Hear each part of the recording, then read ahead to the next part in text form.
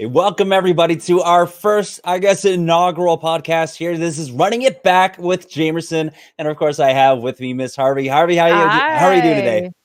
I'm doing great. Super excited. I love the colors of our show. The whole thing is very, very exciting. Yeah, it's quite thematic. We got some nice flashes going on, and I think that's also going on in your ranked games. But today we have a special guest for our first ever podcast. This is, of course, the Valorant podcast put on by GiantSlayer. And our first guest today, I think we got a very important one. It's going to be Zombs from Sentinels. Zombs is going to be joining us today. And how are you doing today, Zombs? I'm good. I just woke up, but other than that, I'm chilling. All right. Life of a gamer. Harvey and I have a lot of history with you. How far back do you go back with MissHarvey? I don't know. I think I played with MissHarvey in like 2014 or something, which is also when I played with Shazam too. I don't know if a lot of people know that, but Yeah. a little bit back then, yeah. From what I remember, you and I randomly matchmake together or something like that. Yeah. And you were nuts and you were super young. Yeah, I was like And 14 or 15 or something. And I have this tendency of really liking to play with like newcomers and kind of, so I instantly added him and then we the rest is history. All right, Zombs. So we know that you're part of the star-studded roster of Sentinels, and I guess you got a lot of history here. You went back all the way down to 2014, but your journey's been a pretty long one then at this point. You've been pro in a lot of different games, so why don't you go ahead and tell us a little bit more about that?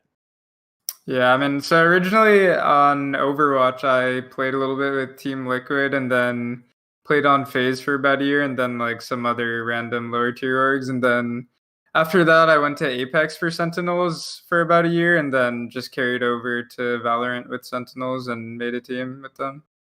So I want to know more about that journey. Like, do you feel like having stepped from, CSGO or Source or 1.6 and everything, having that history, and then moving on to some more tactical shooters, how well has that prepared you for your transition coming into Valorant? I mean, I've honestly, I think I've played like every single FPS game that's been created for like a decent amount by now. So, I mean, I've played like the type of game that Valorant is like so many times already, and other like random like free to play games and stuff. So, I mean, like I felt fine like transitioning into Valorant and wasn't like affected by anything. Awesome. That's great to hear. Now we're going to have, of course, about an hour and a half to really delve into the mind of Zombs. And we're going to start off with a really, really easy question here before we dive into the nitty gritty. So Ghost or Classic? What's your preferred pistol? I mean, everyone should prefer the Ghost, but like if you have to buy utility, then use the Classic. I mean, it's fun to just hop around and right click, so. All right, dope. Now that we've got that out of the way, let's go ahead and dive right into the news. So, a lot of things happened this weekend. Surprise, surprise. Actually, no surprise to anybody. Sentinels took another big dub this weekend. So, let's go ahead and talk about the PopFlash. Zombs, why don't you just recount exactly what happened this weekend? Honestly, it was a pretty long tournament, right? It was like, I think it was like 4 or 5 days long, but Yeah, it started like Wednesday last week, I think. yeah, I mean, also like we had to wake up at like 9 a.m. PST one day. That was like a mission for us. I don't know. I don't think any of us have woke up that early in like months, but I mean, yeah, it's interesting, right? It started off as a group or GSL style group stages. And I don't think we've really seen that in Valorant quite yet. What did you guys think about the format going into the GSL groups and then going into the double elimination bracket? Yeah, honestly, I didn't even know what GSL was before this tournament, but I actually don't mind it. I think like it actually works out pretty decently, and you don't have to play like a crazy amount of matches. Yeah, I think because it's of it. important to switch it up too. Valorant has been kind of stuck on the bracket style because of the duration of the tournaments. So I was excited to see a little bit of a different play style. Like I'm excited to see the tournaments that are more group play and just the format at the moment, just because I'm kind of over brackets. Because you guys have been playing brackets over brackets for the last 4 months, I feel, every weekend. So it was kind of fun to switch it up. Yeah, I think one of the things the group stages does is kind of creates a more exhaustive format, right? And so we get to see some more matchups. And I think the difference between the GSL style, which is you win two and you move on from groups, right? That's basically how GSL works. As opposed to a round robin style, we only missed out on, I think, just one match from either group. And so both are exhaustive, one not as much, but it still felt really good. But you said it was a little bit of a longer tournament for you guys, Zombs? Yeah, I mean, they just spaced it out. Like, there was only one match a day, like for 3 of the days or something crazy. So, like, they just spaced it out, like, over a long period of time for no reason, kind of. But, I mean, Yeah, it's fine. From my point of view, it was the better produced tournament, probably, at least in NA. We could debate about worldwide at the moment, but it really seemed like it was, from a spectator point of view, the best one. Yeah, personally, I love the talent that they were bringing on as well, and I think, of course, as a caster and commentator myself, them having an in studio setup and everything that looked super cool. It looked like they were all being responsible, but I loved, of course, the depth that we're getting into for Valorant now, where we're bringing on people like DDK and Potter and stuff like that to really break down a lot of the actions. How do you guys feel about what's going on with kind of like the analyst and commentator scene? Yeah, just to see DDK, Shangers, Putter, like all these people kind of test it out. As a commentator, it does feel a little bit like Counter-Strike. So why not have the best Counter-Strike people come in? There's a lot more depth, obviously, to Valorant in a certain way. Like, you do need to know a lot about each characters, and I do believe that some of the CS casters will evolve and eventually either pick it up or move on. But it's fun because right now, again, it's been like over and over, the same casters are being hired for every tournament online. So that might be a reason why, for me, PopFlash is the best one so far.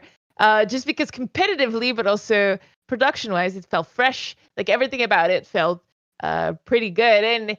And Zom, let me ask you, there's a lot of talks about how you guys and TSM are kind of splitting apart from the rest of the pack. Like, I heard a lot of you guys are tier 1 and everybody else is kind of tier 2/tier 3. Is this something that you also feel during practice and in the servers?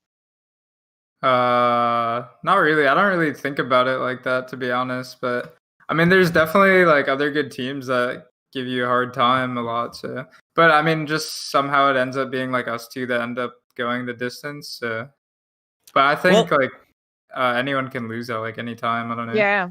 And I think that weekend was a pretty good it really did sum up what you just said, right? Yeah. Anyone can lose at any time. Now, let's talk about that. TSM, they went down pretty damn early. What happened to them? Is it just Dignitas is really good, or what's going on? I mean, I honestly have no idea. They definitely shouldn't have lost to Dignitas, especially twice. I don't know. I thought that was pretty weird, but I mean, especially with like how we performed against Dignitas too. Like, you wouldn't have expected them to beat TSM twice in 2 best-of-3s, Yeah, I would like to agree. In this specific moment too, I think it's for those, like, for example, for your teams on, I do believe that it's probably a lot harder to stay on top because teams like kind of look at what you're doing, try to counter you. Like, you've seen what some pros in other regions are talking about, how they're getting completely countered just because their playstyle is so strong. So it could be that's what Dignitas did for TSM, like, or it could also be that TSM kind of just had a bad tournament. Or Dignitas is in honeymoon phase, right? They just got picked up by Dignitas. They're like the only decent team in NA without an org, which was kind of becoming comical to me because they were better than some of the assigned team and they were still kind of not pro yet. So it could be a mix of all these factors at the same time for me to see kind of TSM not even making out a group. Yeah, a lot of times it can be that kind of pug style that comes out, that honeymoon phase where there's not much tape about you, and so you can pull out some new things, or you could just play super aggressive that people aren't expecting because no one would play like that in scrims, no one would play like that in a tournament. How many times have we heard that before? But yeah, we talked a lot about PopFlash, and let's go ahead and move on to what's going to be happening next. We've got a lot of Valorant going on, and I don't think that's any news to anybody, as it seems like every weekend there's 2 or 3 tournaments going on. But one of the tournaments that will be going on this weekend is the Pulse Series. And unfortunately, this one isn't an Ignition Series. It's only got a 10K prize pool. And we saw over the weeks, there were a lot of announcements, but then we also had a lot of teams kind of pulling out from that. Now, Zombs, as one of the teams that's not playing in it, why don't you give us a little bit more insight about why a lot of teams aren't playing in the Pulse Series this weekend? Yeah, I think most of the known. I think us, C9, TSM, FaZe. Like, I think all those people are not playing, and maybe others. I'm not sure, but I mean, to be honest, I actually don't know why people aren't playing. It is a 10K tournament, which is like the same as what a lot of the other ones were, but I think it's like 10K over 4 days. So, like, we're just like we weren't feeling that. You know what I'm saying? So. But I don't know. I'm not sure why other teams actually aren't playing in it, because it's not like that bad of a tournament, it seems.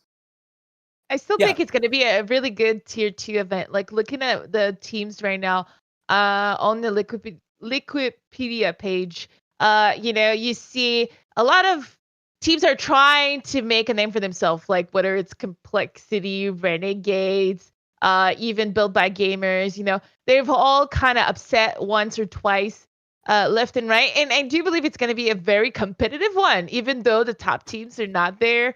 We won't see the Sentinels and whatnot win it, but it could be a really fun one for a spectator, even for a player to be part of, because it's a lot of teams, a lot of people are involved in it. So I'm actually a little bit excited to see how these teams go and do in it. Yeah, so it's 18 teams are going to be competing, which is weird because they've got like 4 group stage, and that doesn't quite add up for me for the math. So I've been hanging on to that one for a little bit.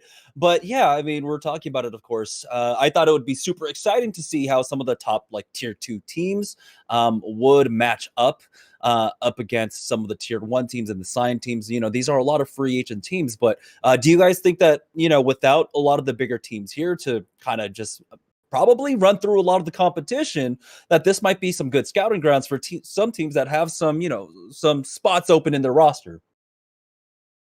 That's not a bad thought. I like it. I think this could be a good opportunity for that.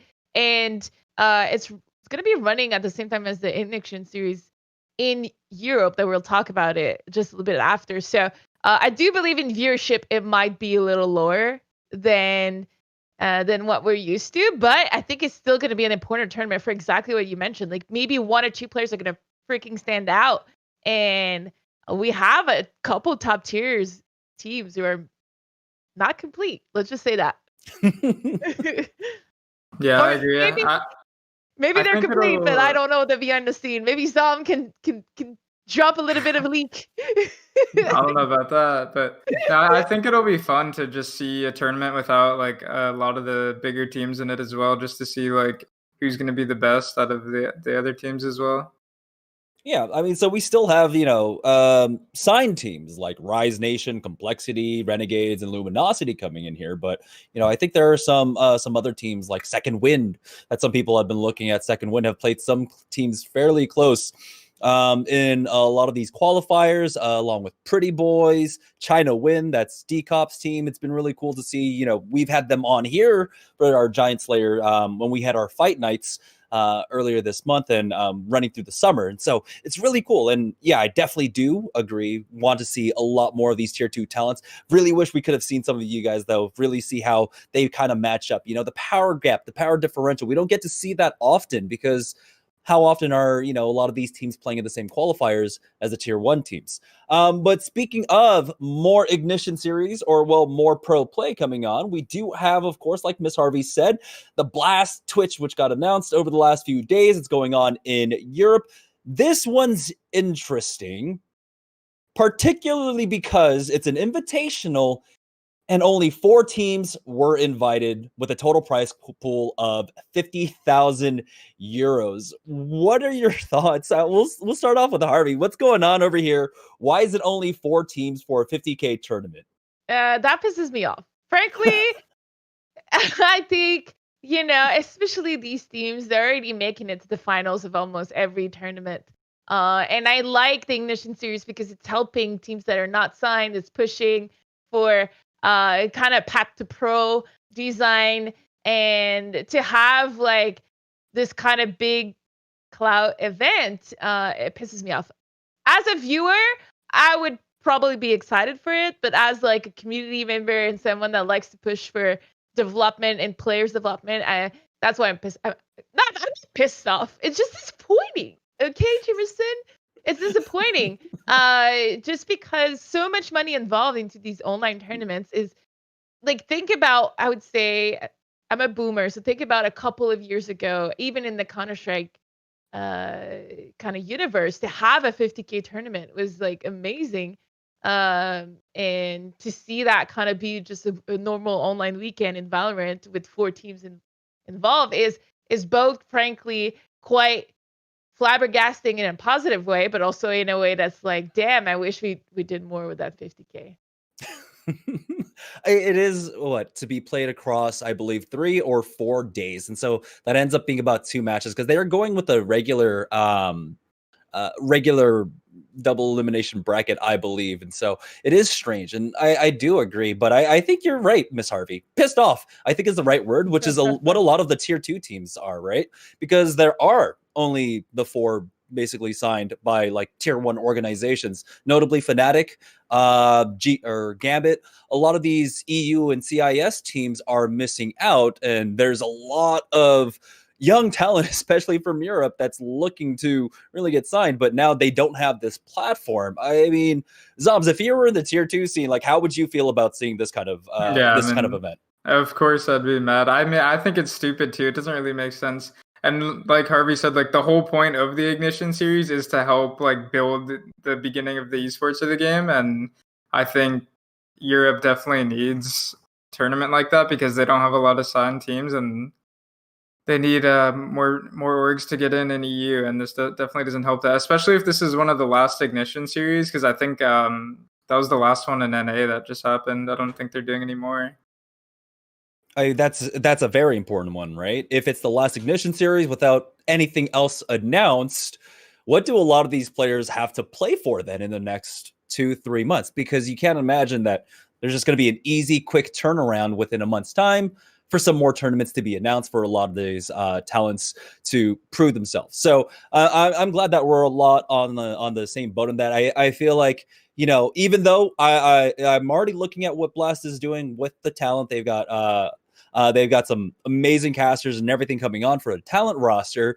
It just doesn't feel like there's enough on the plate for us, right? We want to see more out of Europe, because when I think of best teams in EU, of course, I'm thinking of a lot of those names, just because the other teams haven't had the same platform like NA has. NA has plenty of events, right? But when you think about best teams EU, Harvey, Zombs, what names come to mind? Funny names. Remember, was it Bonks and Parrots? Oh my god. Yeah, you know what? Why don't I let Zom answer that one? Just because, I've been watching so closely the NA scene, but I'm a little bit more shy about the EU scene. Outside of like TL and Fun Plus Phoenix and G2, I don't really watch the early events. I mostly watch the finals and stuff, so that's always the same teams. Yeah, and I think, honestly, that says more about what's been happening for talent development, team development, and everything else going on in EU. You know what? Let's go ahead and move on from that. Let's go ahead. Again, there hasn't been as much news coming out of EU, right? And a lot of the news that has been coming out for Valorant, of course, has been North American Valorant. So let's go ahead and start talking about some rosters. And if we're going to be talking about rosters, we can't, of course, we can't ignore what's going on with 100 Thieves. They've had some pretty big announcements over the last few days. And of course, it's going to be the latest pickup in Steel. Now, this is another one of those rosters that's picking up where a lot of players are transitioning on over from a different game, particularly Counter-Strike Go, CSGO. And so how do you guys feel about this Hiko, Nitro, and Steel now being signed to 100 Thieves? I think they might be all right. I don't know. I mean, it really depends on the other two players. I'm not sure who they're planning on getting for that or who they should get, but I don't know. They might take a long time still to finish their roster, and who knows like when they'll finally be ready. Yeah, so the question there, I think, then is do you go and continue this trend where, you know, you're bringing over talent from a different game, or do you look a little bit more naturally at the landscape of unsigned talent currently that's grinding it out in Valorant? What do you guys think? They need Zoomers. Yeah, I don't know. Two Zoomers. There's not like a crazy amount of like free agents that really stand out right now in this game. I know what happened, like Food and Crashies got released from T1, so I mean those guys could be a big pickup for them if that happens. But I'm not really sure. I think like established CS pros are mainly pretty good at this game, so I don't think it'll be too bad if they transition.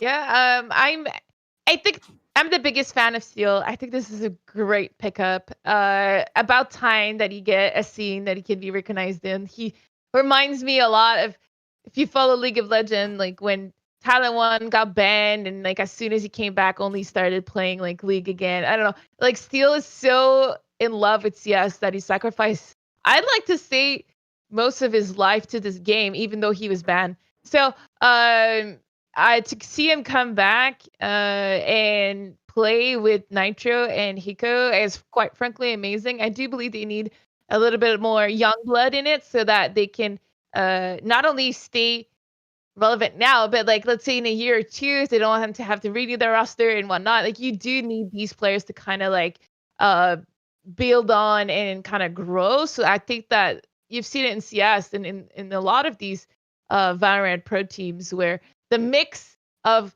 experience, leadership, and young talent that are willing to take the risk is extremely important. I think that's probably what's missing on that team. Because Steel and Nitro are kind of the same player for me, even though they have completely different personalities. They are both kind of leaders, solid pillars. So they do need kind of aggressive players, which I don't think that any of them are at the moment on their playstyle, at least, especially with Hiko being a Cypher main. So. Yeah, I think that's super important, right? When you look at Steel, Hiko, and Nitro and the way they played in the past, right? In CSGO, they taken the mantle of IGL at one point in time. And so while you do have a lot of veteranship here, do you think, you know, there might be an issue of just there are too many cooks, there are too many people with loud voices? Zombs, I mean, you play on a team. How do you think that would work out if you have three quasi IGLs or people that have IGL experience playing together on the team? Yeah, I mean, I don't think it really matters if like you could have a team with everyone with IGL experience. I think it actually I think it benefits you more to have more people that can have that ability to give ideas and create strats and stuff like that. But I think you do need like some person that can just go crazy and frag out as well. But I mean, like it's not like they're not capable of that too. I know like Hiko has like some crazy clips. Like he's pretty aggro, honestly. I know Hiko's aggro. I didn't know he played Cypher. That's a surprise to me. But. Well, he liked to say he's one of the best Cypher, but that might be on his stream only. Yeah, it might be a little bit different in team play. But yeah, I think that you mentioned something that's super important. I think having IGL experience is extremely important, and Nitro is able to be a kind of jack of all trade. So I think that might help 100 Thieves a lot. Like he doesn't need to be IGL. I think he picked up IGL because he had no choice in CSGO, or his team had no choice. So I wouldn't be surprised if Steel becomes the IGL in that team. So I mean, if we take a look at some of the I think currently the best team right now. That's why we've got Zombs on here and Sentinels. We've got a hybrid team, right? And I think there's been a lot of discussions around hybrid teams and what Overwatch players, which a lot of people kind of doubted transitioning into this game, can actually do. So do you think this is one of those opportunities where maybe they look at Overwatch players and try to bring them over, or do you like stick with the tried and true and with the community that you know and try out players from the Counter-Strike community? I mean, it all depends like who's playing the game and who's good at it. I think the Overwatch players that have switched over, it's not like we've never played a game like this before. We all have thousands of hours on Counter-Strike, so it's not like, oh, these guys are like would be horrible at Counter-Strike. We've all played it for thousands of hours and we're good at it before, so it's like not hard for us to transition. Yeah, I think that a lot of the players that can, like, you have to be a native Overwatch player to have a little bit of difficulties transitioning. And I think that a lot of the people that transitioned to Valorant actually have played, like you say, thousands and thousands of CS hours. They became known in other games. So Yeah. people think like they're Apex or whatnot, like from Acid to Dizzy to like all these like stars. They all started in CS. Like we've all known them from CS. So it's very interesting to see. Actually, do you know if Sinatra played CS before? Yeah, he used to play in main like before Overwatch. See, yeah. so Sinatra was probably one of the one that I would think maybe he's a little bit thinking things differently, but not even. He was in CS in main. So Yeah. I think that a lot of these players are actually fully equipped to transition. Yeah, I think a lot of people just do put a lot of emphasis, of course, in the latest game that a lot of players came from. And so you can't discount the fact that Counter-Strike has had a huge impact on a lot of our lives. I mean, it's been about 20 years since like the beta. And so, of course, it's going to touch a lot of people's lives. Let's go ahead and move on. So that was 100 Thieves. Let's go ahead and talk about some drama that's unfolding, of course. It took place in the last, 2 weeks? Last week now. It's going to be T1. So T1 just dropped Food and Crashies. We talked about it a little bit earlier on. And so now they just got Braxton AZK with Ska still sitting, of course, on the bench. We don't know if he's going to be coming in. What do you guys think is going on in there? How much of it do you think is performance-based? We need to change up our roster because we're not doing well in tournaments? Or was it some of the leaked DMs? What's going on over there? I don't think the leaked DMs had like anything to do with it at all, but I do think Crashies and Food leaving is a big loss for them, and I think the team just like separated into like cliques at the end, and like Brax, AZK, and Fraud are like all like friends, like really good friends before that, so like they just decided to like split the team that way, and like those two had to be the ones to leave. That's my thoughts. I don't know. Yeah, I don't really understand the whole T1. From day one, it's really puzzling for me. They've been experimenting with a lot of what we consider to be traditional esports, and kind of breaking barriers, but potentially in the wrong way. So the way they signed AZK and Swag before the game was even out, and like not having it, like trying to build a team around them, never kind of finding that chemistry, and on top of that, never really playing tournaments. Like, let's be real. Let's look at what T1 has done in the past. They kind of refused to play in any tier 2, tier 3 events, which all the other teams did, and only played the very, very best. And at first, they were doing kind of okay at the top, but recently, in the last tournaments that they entered, it's been like T what? Like, we don't even see them making it to the quarters or semis. So it does look like something is being handled in a weird experiment for me that doesn't seem to be working. So if we're, putting on our esports general manager hat here, we're playing esports general manager simulator. Does this timeline work out for you? Like, it's been a few months that they tried this out. Is now the time, or should it have come maybe a little bit earlier to shake up the roster and find some new talent? At what point do you think this move should have been made, or should have not been made at all? I think there is definitely. I mean, they had to. I think they had to do it because they obviously had some like internal issues there with their team. But I don't know. I mean, I'm not gonna say it's the right. It's especially hard for me to talk about this on stream when I'm like friends with all the players on there. Yeah, So, it makes sense. I mean, to be honest, like I think they kept the wrong side of the. They picked the wrong side of the two to keep, but that's fine. Yeah, I also just because they have a second team, like they've been playing around and toying around T1 Academy for a long time. Why not make that experiment fully become like too competitive roster? Like have Food and Kashi on one side and allow them to build up their team or something like that. I don't know. But Foods for thought.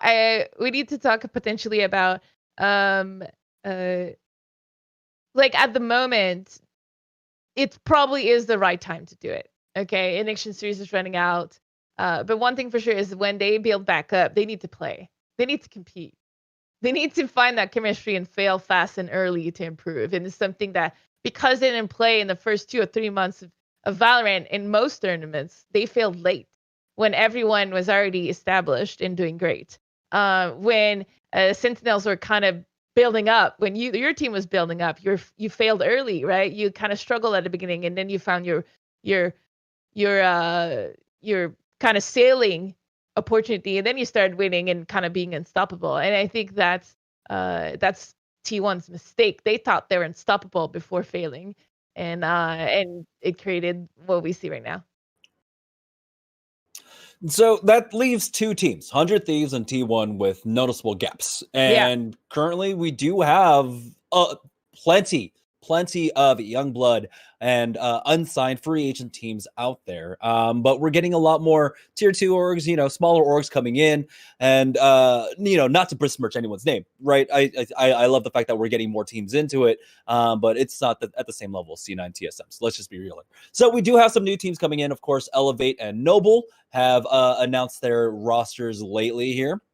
Noble, I'm trying to remember correctly exactly which roster they picked up. I can't right now, though. But one team I do want to talk about is we've also got, I believe it was the announcement made today from Team High Ground. And so they're coming up once again. And, these are some names that you yourself, Zombs, are familiar with. And so we got Keller, Sharky, BCJ, Valiate, and your boy Eider coming in here. And so when we take a look at a lot of the new blood or a lot of the younger blood, are these some of the names that you're looking for that could fill out the big gaps in 100 Thieves and T1? Yeah, you never know. But I mean, I love all those guys. I've known all of them for a long time now, and some of them for years, going back to Overwatch. Like I've known Keller for probably like 4 years about now.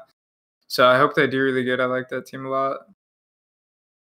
For me, this is another like 100 Thieves experiment gone wrong. And I'm really glad that they didn't give up, because I thought the way they were handled and the whole way and the 100 Thieves handled their contract and the way they were picked up and dropped within the same months, and like the whole thing for me was a disaster. So I'm glad they're not giving up and they got picked up instantly to try to give it another shot. I think that's really, really important.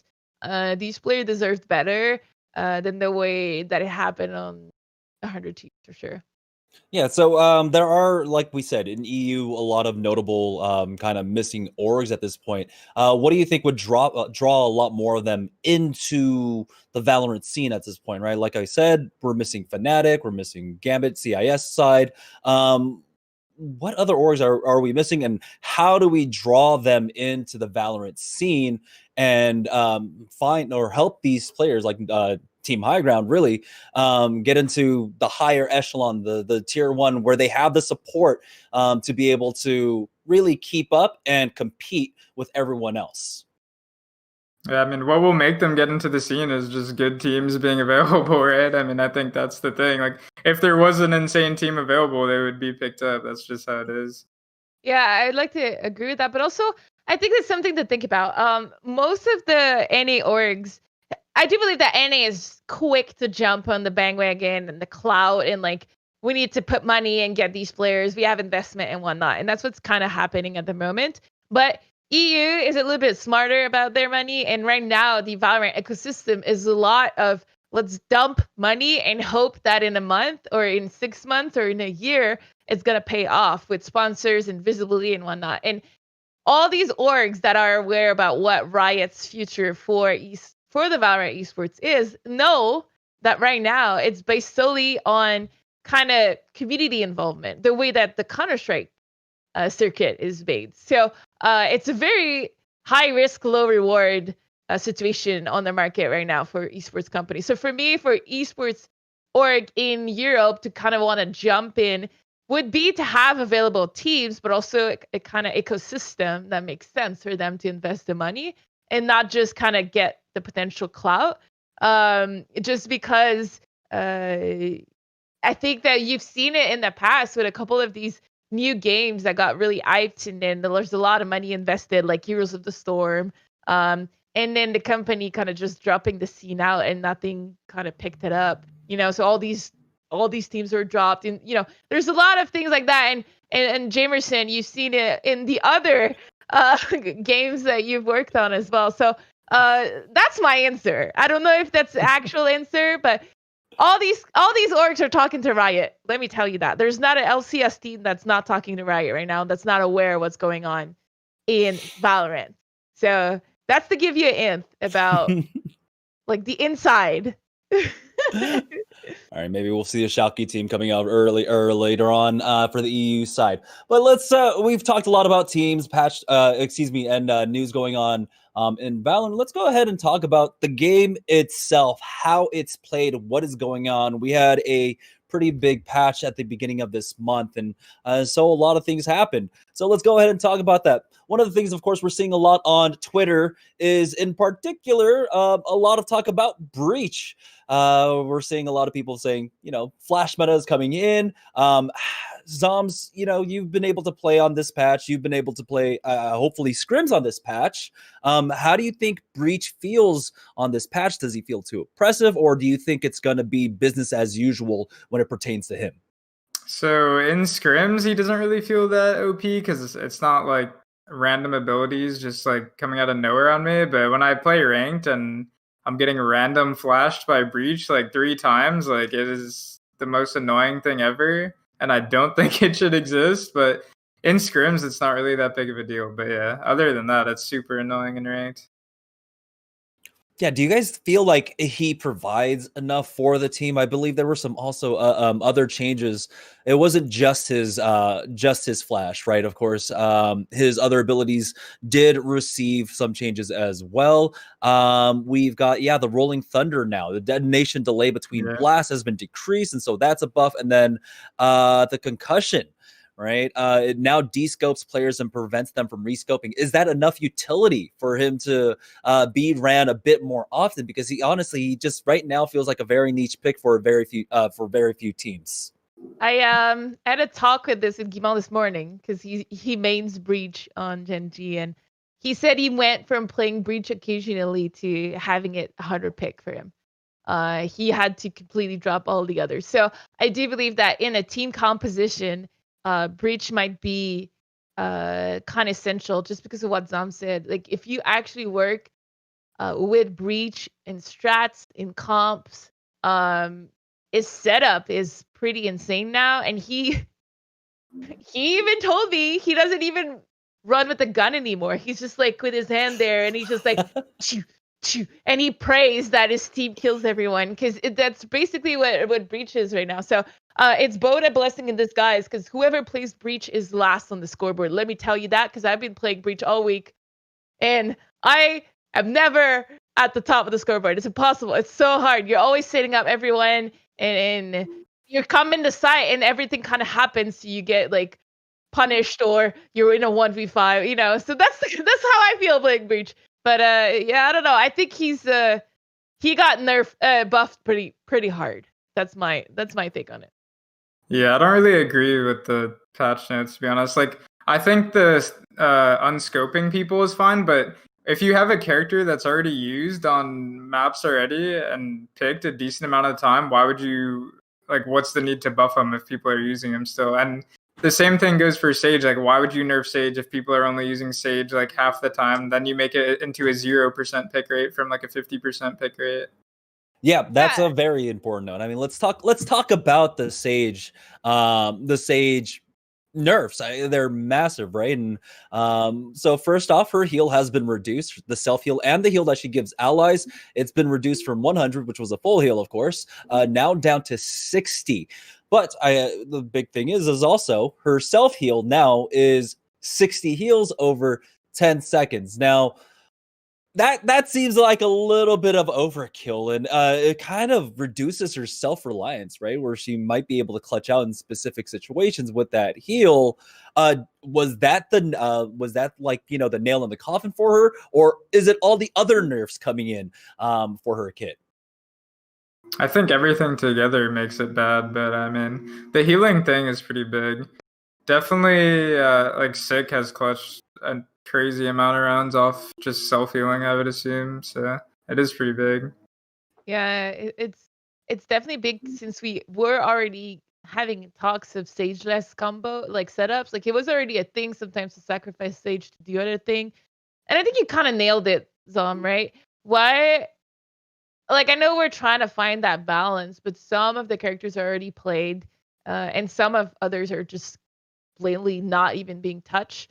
So I think we need to solidify those a little bit more before we work on that stage. There's so many changes on that stage. Maybe we could iterate like a little bit one at a time and make sure that we're doing things right. Because even the wall is kind of crazy. The change. Like I don't know how.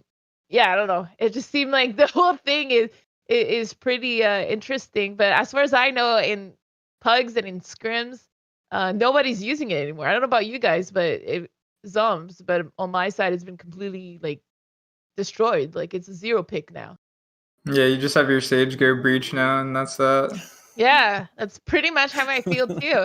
So I don't know. It's very interesting. I'm sure we're gonna get.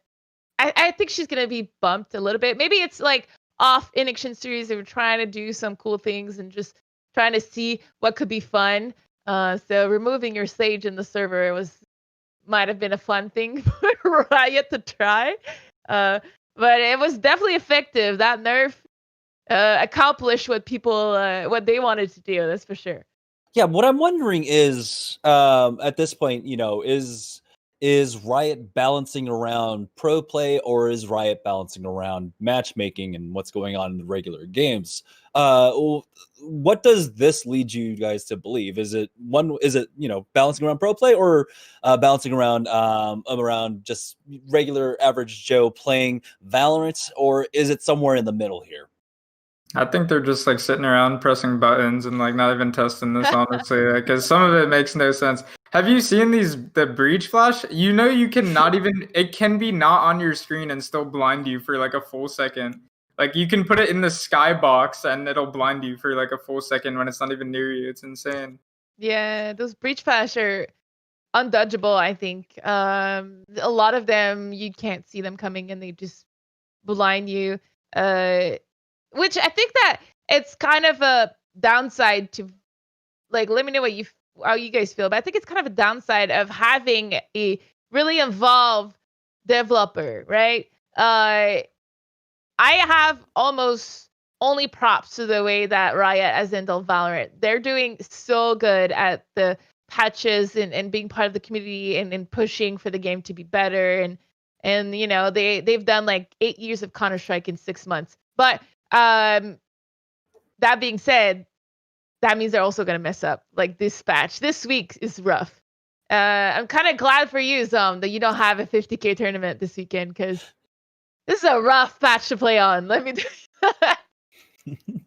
We even got Omen disabled for the 2 first day. You know, that's how rough that patch was. We couldn't play Omen anymore. Oh yeah, we had to cancel scrims, or our scrims got canceled because we couldn't play Omen. that's how bad that patch was. Let's be real. Oh la la la la. And you know, like we also like with my team, we're playing in not a professional team, Zom, nothing of the sort. Like just a fun team. We're playing in a tournament this weekend, and we also had an Omen in our lineup. It was disabled. We're like, well, I don't know what to do, you know. So it's those kind of things. It happened a lot in CS. Let's be real. You have match tonight, and then Valve release a patch, kills the game, and you can't play anymore. But it doesn't happen that often with Riot in Valorant. So hopefully it doesn't become a habit. Yeah. So we'll see how quickly Riot responds to that and see if we can get Sage back into this. You know, Doa would be a fan for sure to see some more battle medic coming in. We do have some other changes coming in as well. And we also got to see, of course, over the last, I guess, 3 or 4 weeks, really, the evolution of Killjoy. And so do you think her nerfs, I would say definitely to her nanoswarm, was something that was definitely necessary for her? Now the DPS was reduced. That's the I think some people call it the tech molly or something. It's been reduced from 60 down to 40 now for her nanoswarm, and her turret got a little bit of a buff. It looks like, as it's no longer revealed by Silva's recon bolt, and it more effectively shoots at an enemy's last known location. But I feel like that nanoswarm, did that feel a little bit off for anybody else when it came to Killjoy? This is definitely a good change. I mean, before, if you get hit by an alarm bot and nanoswarmed, you die in 2 seconds, basically. So it literally ticks twice and you die. I've been playing ranked, and I would just walk around the map and I would just die to, like, no one's near me, but I'd just die instantly, like literally within 2 seconds off of this stuff. Like, it makes no sense. I couldn't even believe it was in the game. So yeah, it's a good change for sure. Yeah, Go ahead. No, I was about to say, I feel like you can actually play versus the Killjoy now. Before it was like they played you and you didn't play. You know? Yeah. Just like what? So that's for me. That's also a good change. Yeah, so I guess it does change some very important numbers, right? If you're full armored, that's 3 ticks or it's 4 ticks as opposed to dying in 3 ticks to it and such. All right. What about Viper?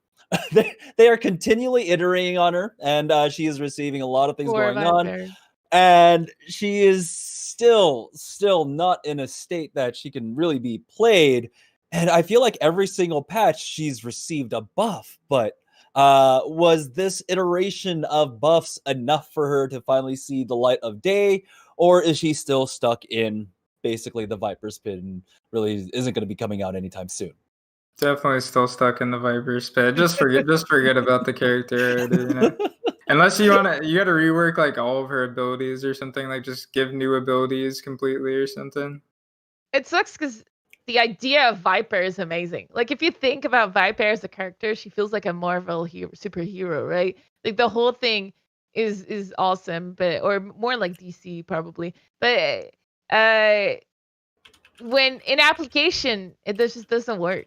The buff is okay, like, you know, but I would like to agree with Zombs. She's probably missing, like, swap 1 ability change. Like, the Viper Spit is a really cool idea, but I think in the end it's maybe it's not the ultimate we're looking for with Viper, or I don't know.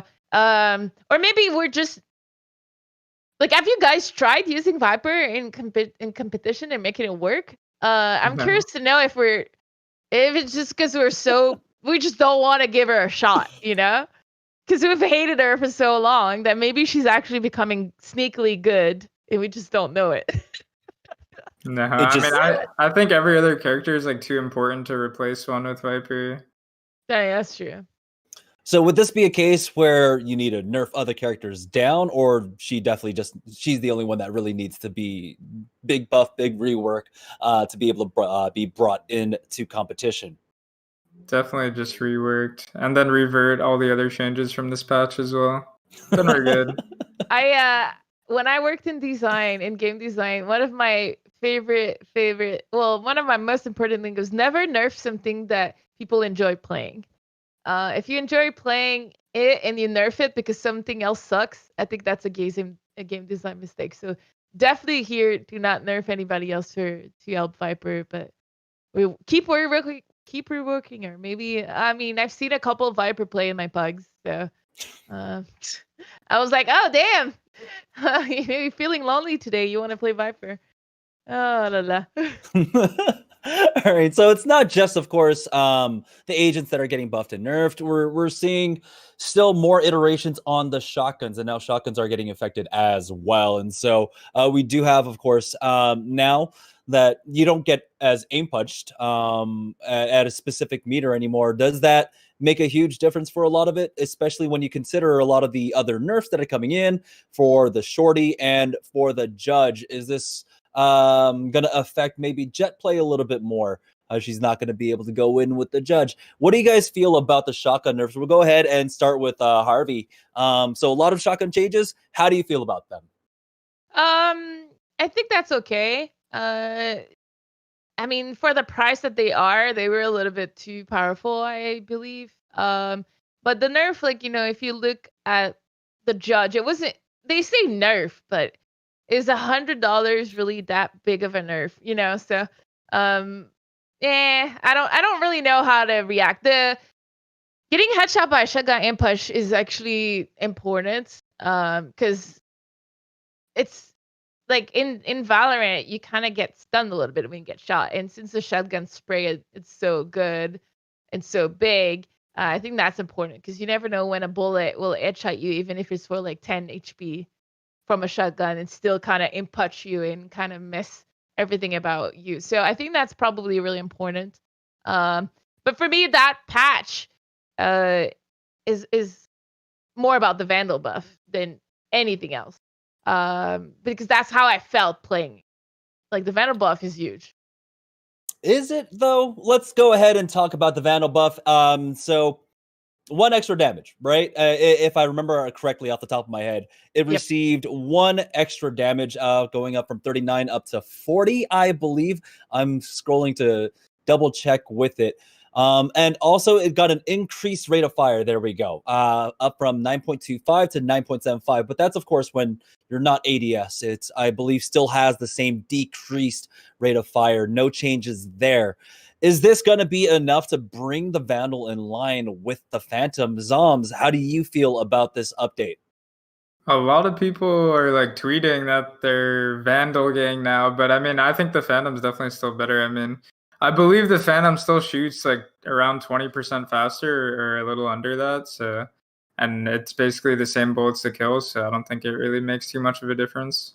Yeah, I think that's the important part, right? The damage was only increased by 1. It doesn't really change. I don't know if leg shots damage got changed because of this, but I don't think any like bullets to kill numbers have changed at all whatsoever when it comes to this Vandal buff. And when we talk about, of course, you were talking about the fire rate, the Phantom's still faster even when you're ADS'd with it. And so I don't know if this was enough to really bring the Vandal back in line. Harvey, how do you feel about it? Well, I don't know if it's because before we never saw any Vandal, and now I see it more, but I do get killed, like, especially like on Ascent, like the long range fight, my Phantom versus their Vandal, I'll do 140 headshot and they'll do 160 headshot and then I'll instant die. And I think that's the main thing why I think the buff was really noticeable for me at my level of play. Maybe not at Zombs level of play, but I do feel that slight difference where I think that we both headshot each other, but I fall, he does it because I have a Phantom. And I swear to God, if I had a Vandal, that extra little point of damage would have made the difference. So who knows? I just feel that there's a lot more Vandal in play right now at the moment. So whether or not the buff is actually critical, I think the game designers made the right choice because more people are playing it. And I think that's the goal, right? Yeah, do you guys think the Vandal should kind of like stay in that position where if it is a map that has the longer sight lines, like you said, Ascend, when you play mid over there, should it be for that role? Should it be a specific role and specific map specific, and should it stay in that region? Zombs, how do you feel about the weapon balance here?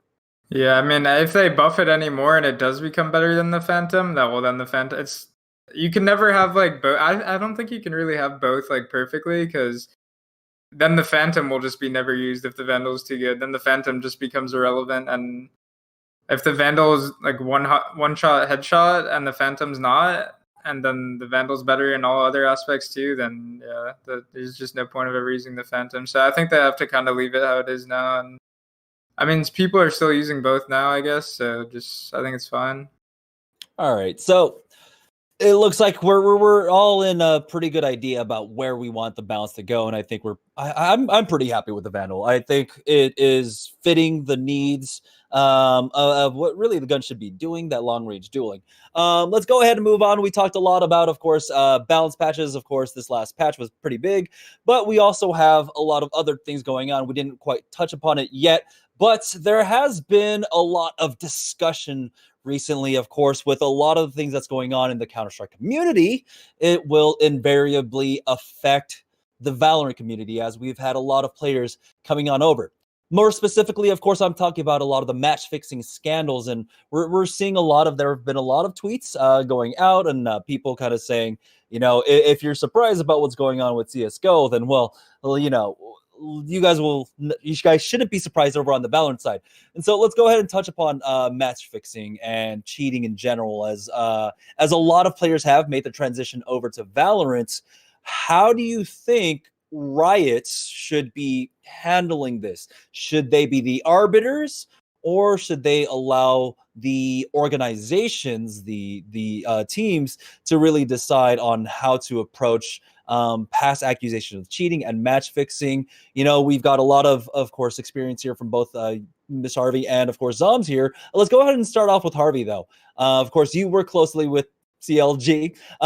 If you were an org, how do you approach this? If there's match fixing things going on, accusations going on, how do you approach it as an org? This is a very difficult question to answer. We talked about this actually off camera. I don't know where I stand. I have mixed feelings. Sometimes I'm like, obviously, I think cheaters are awful and you should never cheat. And if my friends cheat, I'll think less of them. Okay, so that's like that. I have to make that clear. But on the other hand, I do believe in redemption, and I think it's important to. I'm not really for cancel culture. I think it's important to grow and be able to learn and evolve. I think we all do as humans. I know I've done mistakes in the past, and I'm glad nobody is telling me like I don't want you on the show because you did a mistake in the past. So I think that's important to be able to evolve and grow. So how do you, as an org, deal with that? I think this is something that's going to happen more and more, and we need to kind of define how we feel about it morally, but also competitively. And the integrity of it is really important. I don't know if I would like to foster a relationship with a player that would cheat or in any way have different morals and integrity that I would. But at the same time, if that player is really involved, admit his mistakes, potentially get benched, have a fine and whatnot, and work with us to overcome this, I'm also on that side, which means that's why I'm conflicted. I want punishment, but I also want fair punishment and potential for redemption, which I think, for example, AZK and SAG never got in Counter-Strike, and I think that was a horrible mistake from Valve. But then the scandal right now that's happening is that people did exactly what they did, knowing that it was awful for them, their whole career. So these people are actually probably, for me, worse than the original. So how do I feel about that? I don't know. So that's why I want to talk about it with you guys. How do you guys feel? No, it's definitely odd, right? The precedent was set, and this was further along in the past, of course. When did this happen? 4 years ago? And, we got to see how exactly it affected their careers. And so to see it happen again more recently in the last 2 years, it does it seems pretty brazen for people to do that. Zombs, let's go ahead and get your input on this. How do you feel about all this match fixing going on? Yeah. How do you think Riot should handle it if players that were maybe involved in this try to make the transition? Yeah, I mean, of course, match fixing is horrible. I think everything depends on the level of severity that comes out publicly. Obviously, if it's like how it is now, like people's names are already out there, like who did it, like but the full proof isn't out. But I mean, like nothing's happening right now, and the people's names are out right now. But I think if someone comes out like, oh, like this specific person was like leading like a whole ring of match fixing, then then Riot will probably do something. But as it is now, I don't think orgs or Riot will do anything unless something like some like crazy like news comes out about a specific person that they were doing something. to that level. Okay, so that's match fixing, but what if we had, some cheating accusations and stuff like that? We also had that, of course, going on in the Counter-Strike world where there was like a spectator bug and people were really abusing that. At what point does Riot finally have to step in?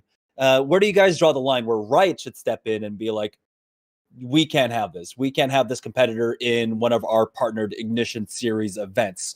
Let's go ahead and start off with Harvey. Where do you think Riot should step in and draw the line in the sand?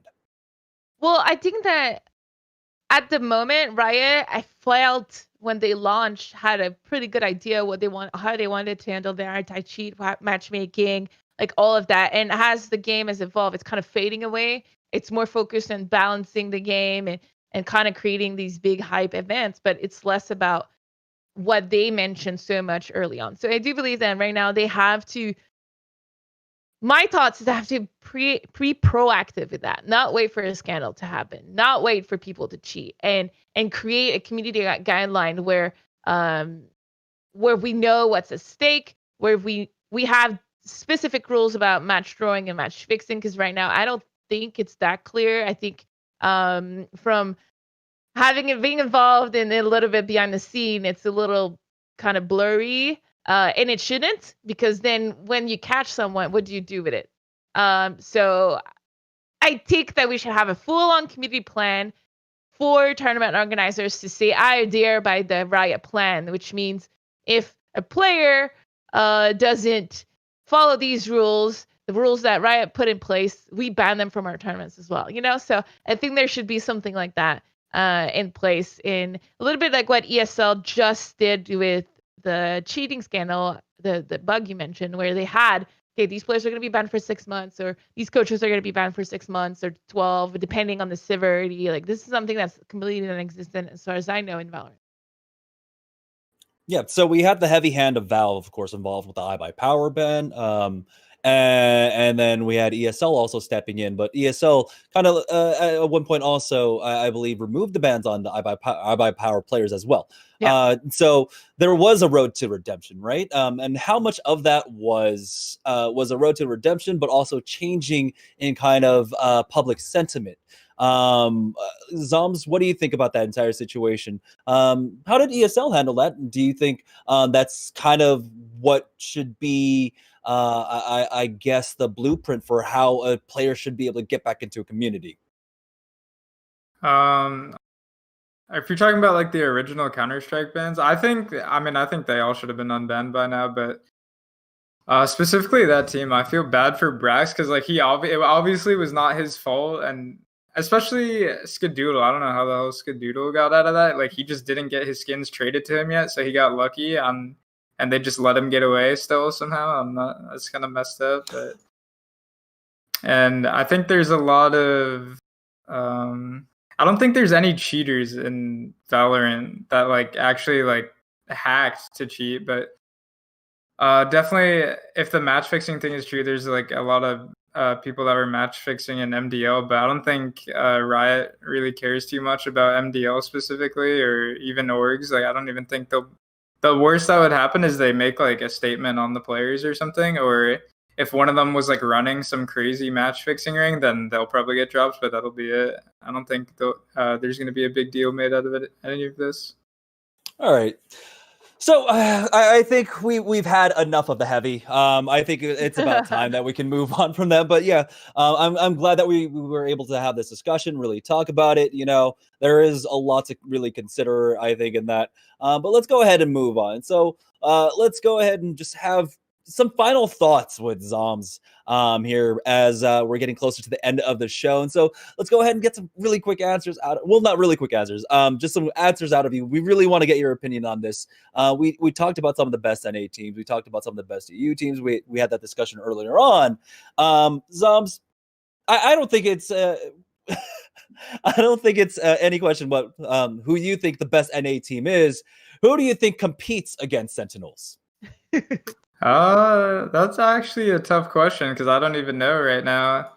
It's changing so much. I mean, we thought like TSM would be our competition for so long, but who knows? Maybe they're falling down a little bit. We'll see. I mean, not really too sure right now. I mean, Cloud9 looks to be the tougher opponent right now in NA. Okay, so Cloud9 tougher than TSM at this point, and that's kind of that's interesting because Cloud9 was left out of the discussion for a little while you and TSM were battling it out there for quite a bit. So I like to hear that, see exactly how Tens and company rise up. All right, top 2 EU teams. We talked about this a little bit earlier on, but I'm going to go ahead and put you on the spot right now. Who do you think are the top 2 EU teams? Yeah, I'm going to be honest. I've never watched an EU tournament once or paid attention to their scene at all. But I mean, I guess I just have to say G2 and Liquid because they're like the 2 most popular ones that are known as the best. But I think Liquid actually like dropped down pretty early in the last tournament. So I'm not too sure. All right, and so hopefully we can see some more out of EU because I think we've gotten a lot of NA content for sure, and I think we need a bit more scouting on EU to see exactly where they stand. How about some agent strategies? What do you think is the cheesiest strategy out right now across all the maps with all the different agents in Valorant? Yeah, that's a tough question. I don't know. I think the most annoying thing is just when a jet just dashes at you with a shotgun. That's probably the cheesiest thing because there's nothing you can do. You just like dash up traps, one taps you with the judge, or I think jet knives are completely broken. Like the right click, you literally can't do anything. They just fly at you and insta kill you. You are instantly dead. And you know what? Actually, that was a discussion that we didn't really have about Jet. Do you think currently right now the state that Jet is in, I think that was one discussion we didn't talk about. I don't know if you guys want to really elaborate on this, but Jet and the operator and basically her all-around play, because like Zombs said, you can go up close and personal with the shotguns and the knives, or she's one of the best oppers in the game. How do you guys feel about the state of Jet right now?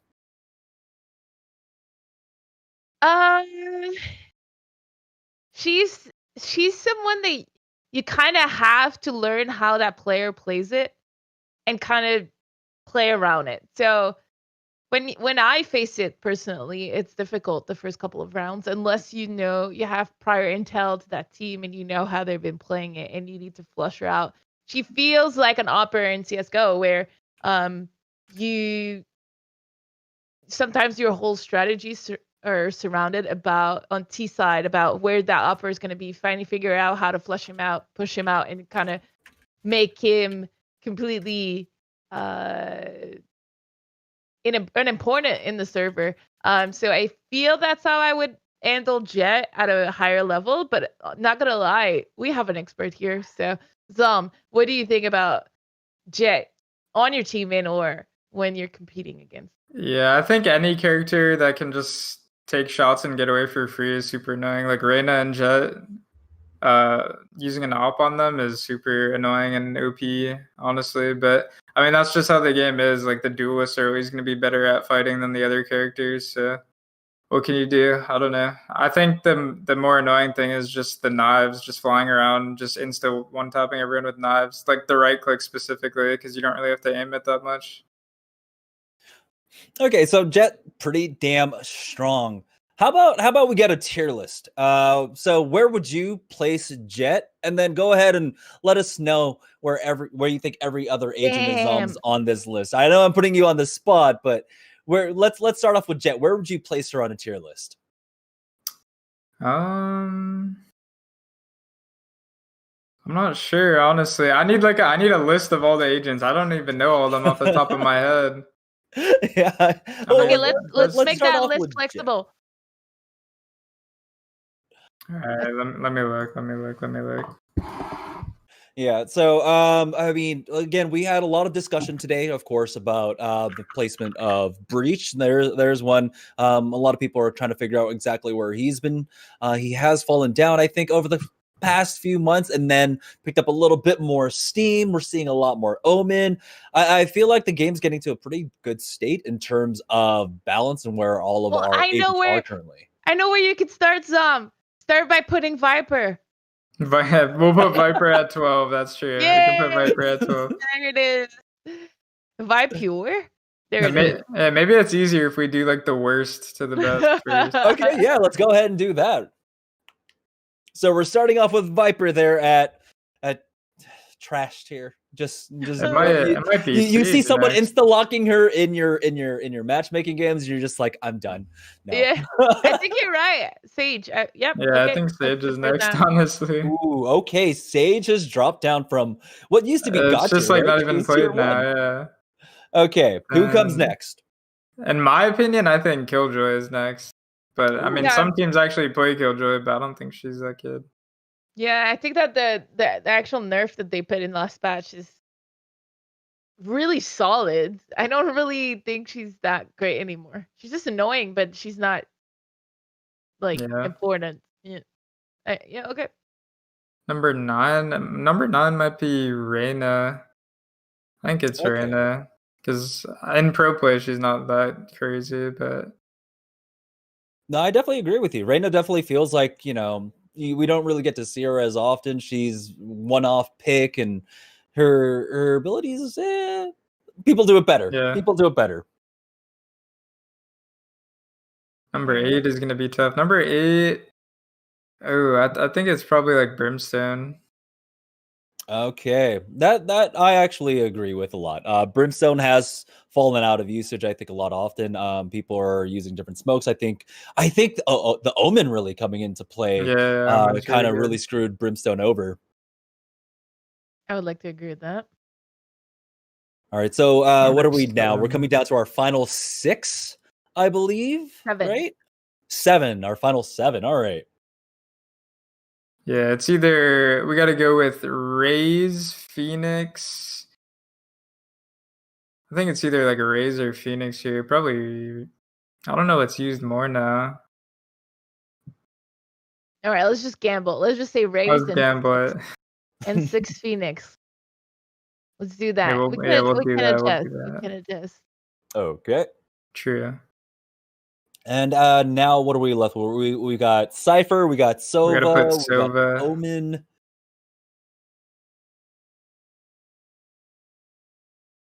I think Sova for 5. Sova for number 5. Okay. And speaking of Sova, we do see some cheese coming out from him, and in particular, we got to see some Sinatra with some insane plays this weekend. But I mean, we're getting into the top 5 here, and I think these 5 and 4 are more of like the interchangeable, right? Is the top 3 for you going to be like you have to have them on your team? Yeah, I think so. But if we did that, then Jet wouldn't even be top 3 probably. Like it would just be like Omen, Cypher, Breach. I think those 3 are like necessary now. So I mean, yeah, maybe you could do that. Maybe you could just put Jet on 4. Okay, Jet on number 4, and then Cypher, Omen, and Breach right now for Cypher, Omen, Cypher number 3 probably, Omen number 2, Breach number 1. All right, and there you have it. That is going to be our tier list. And so I think there were some changes, or the community might disagree on a few of them. But I overall I like it. I like where we're sitting at in terms of kind of yeah. This is like a pro play agent tier list too. If for ranked, it's a little different. For ranked, you gotta play the most carry here. Like Reyna is probably way higher for ranked, and Jet would be number 1 for ranked. Phoenix is pretty big in ranked. Yeah, Phoenix too. Yeah, the run it down or just run it down mid and just that's kind of my motto, my mentality when I'm playing Phoenix online. And so you know what? Both of us, of course, have had history with Zombs, and as we get closer to the end of the show, you got to share, of course, Harvey, your experience with Zombs. I mean, you go back way further than I thought. 2014, Zombs, you were a little young in there, but you and I we got to hang out. It was a year ago. We were in Poland together. Right? It was last September. So we were in Poland together. And by the way, it was ridiculous. You're ridiculous, Zombs. This man pulls up to the hotel that we're staying at for the LAN, right? He had just gone in, and he comes up. We're there for 5 days, and he pulls up with like 3 giant, massive suitcases, and I have no idea why. Zombs, could you tell us why you had 3 massive suitcases for a 3-day LAN taking place on like a 5-day week? Okay, I mean it was not 3. It was not 3 suitcases, but I did have a pretty large suitcase, man. You know, you gotta stay looking fresh. You know what I'm saying? Like, need to bring some drip to the LAN. All right. Well, okay. If we're going to be talking about drip, then we got to ask you. Okay. So we've got some pretty sick style, I think. You know, a lot of people are pretty happy with the aesthetic of what's going on in Valorant. I definitely am. So who's got the hottest drip? And I think production really wanted to find out if it was between Raze or Killjoy. Who's got it going on? Oh, And if that's you're tough. foreign like me and you don't know what drip means, it's actually shoes. Okay, guys? Oh, We're talking about shoes. drip is like everything, just Okay, clothes, like okay. your general look. I Let think Killjoy probably looks cooler than Raze. Killjoy Okay, this better is- than Raze? Well, I mean, I don't know about take the a look at shoes, Raze. but- These are Raze's shoes that we've got on the screen right now. And let's go ahead and specifically just talk about the shoes, and then we can talk about overall aesthetic first. There's Raze, and then let's go ahead and let's bring up Killjoy's shoes right there. Who do you think? Killjoys look more practical. Wait, can we go back to Raze's? Yeah, Raze's is probably more cool looking, but Killjoy's is like more practical. I'm not really like into the high tops. You're a utilitarian. Yes, that looks more practical. I Okay, like but the overall, colors. I like the colors on this one. I think Killjoy look fresh. Yeah, I think Raze's looks cooler, but the other one's like more normal. I mean, overall, they have the same color palette, right? I think Killjoy, especially with the big yellow puffy jacket there, but Killjoy definitely. I personally like the aesthetic coming out from Killjoy. Both of them look fantastic, but for sure, Killjoy, especially with the big thick glasses, that's kind of my weakness here. But yeah, you know what? I think we've had a long show. This was our first show here at Running It Back, our Valorant podcast, brought to you, of course, by GiantSlayer and Zombs. Of course, thank you so much for joining us. Before we close out the show, do you have any personal shout outs before we go ahead and let you go? Shout out to my team. We had scrims. Let me see, what time is it? We got scrims that started 15 minutes ago. You know, they're waiting for me. Oh, no. No way! It's fun. You can just tell So us. We're good. going to let you go. But No, you know it's what? Thank fun. you so much. Really excited to see, of course, more out of you guys and to see your growth over the last 2 years. I mean, we've kind of been bouncing around from game to game together, but I think someone's been a little bit more successful than the other, and that's been you. So congratulations on all that success. So thank you so much. We're going to go ahead and let you go. Yeah, thanks for having me. Yeah. Just to let you all know at home, though, we are going to be doing this every other week. So make sure you are following the channel, and we would love your input. And so go ahead and let us know. Follow us on Twitter at GiantSlayerVAL. That's GiantSlayerVAL. And give us your feedback. Give us your input for future shows. Let us know what's going on, who you want us to have on as guests, and who you want and what you want us to talk about for our upcoming shows. And of course, if you have any questions for our announced guests that'll be coming up. Already, it was a pretty fun show. We had Zombs on for our first one. How do you feel about this entire thing? Yeah, I thought he was actually pretty good. Kind of want him on every week. We're going to have to switch it up, though, because he's busy with scrims. But yeah, no, I love the show. I love talking about Valorant. There's so many things to talk about. It's such a great game. And thank you for everyone that supported the first episode behind the scene, because I'm looking forward to every next episode. Yeah, for sure. I think when we talked about it in pre-production, we were like, we want Zombs. We want someone who's gonna give us like raw, unedited answers and stuff like that. And so he was. I love how fresh he was, how blatant and obvious, and honest he was about everything. And so it was great to get his perspective, especially you top it off. It's a championship team. It's a team that's been winning left and right. And so yeah, it was definitely a fun show. But that's going to do it for us, for everyone here at Running It Back, for Harvey and myself, and of course from Giant Slayer. And I guess we'll go ahead and throw Zombs in there too. Thank you all for tuning in. That's going to do it for Running It Back. We'll be back in 2 weeks' time for another show. So go ahead and make sure you follow us. And we'll also be getting this onto all the popular podcast channels. So go ahead and look for us there. That's going to do it for us. Thank you all for tuning in, and we will see you guys next time.